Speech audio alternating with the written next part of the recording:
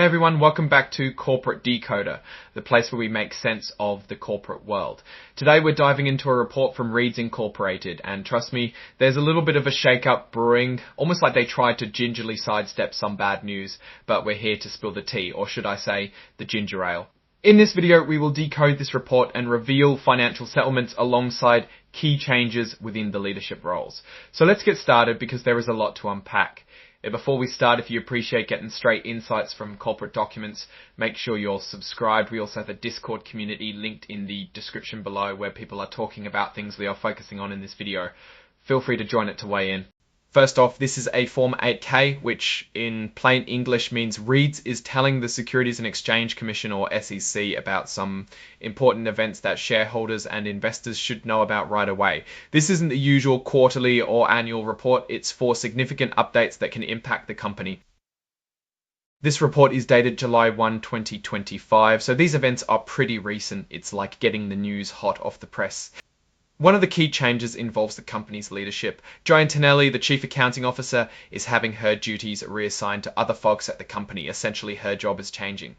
And here's the key part. Doug McCurdy, who is already the Chief Financial Officer, will now also be the Principal Accounting Officer. So he's taking on more responsibility. You could say he is doing double duty come July 7, 2025. This is a big deal because it means a shift in who's handling the financial books at Reeds. Now, if you're curious about Doug McCurdy's background, his pay, or potential family connections that could influence decisions, all of that is supposedly detailed in their annual report from March 28, 2025. If you really want to do some digging, you can look that information up with the SEC. We will not focus on those details in this video.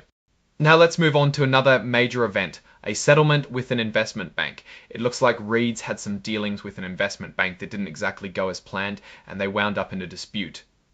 To resolve this, Reeds agreed to a settlement. They've already paid the investment bank $800,000, and they're set to pay another $800,000 soon on or by the end of August in order to shake hands and move on. This is called a mutual release and waiver, which means that both sides are agreeing to drop any claims against each other and to close the matter. It's like saying, let's forget this ever happened. And that's essentially everything in this report signed off by Douglas W. McCurdy, who you'll remember is now both Chief Financial Officer and Principal Accounting Officer. Now, what does this all mean? First, the executive shakeup is a big deal. When a chief accounting officer's duties are reassigned, it often signals a bigger shift in the company's financial strategy or internal controls.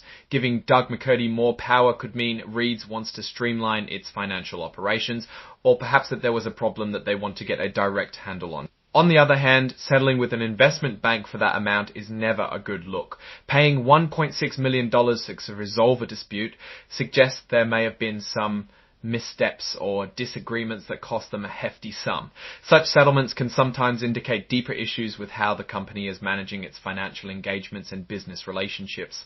On a positive note, getting this settlement behind them could be good for Reeds. It means they can focus on their main business without the distraction of ongoing legal issues. The market doesn't like uncertainty, so ending this could remove a bit of risk. All in all, this report raises some eyebrows. The leadership change and the investment bank settlement create a bit of uncertainty around Reeds' future. Keep in mind, these are short-term results. Long-term, it isn't too detrimental. What do you think is the biggest story here? Are these just hiccups or are there deeper problems at Reeds? Drop your thoughts in the comments below.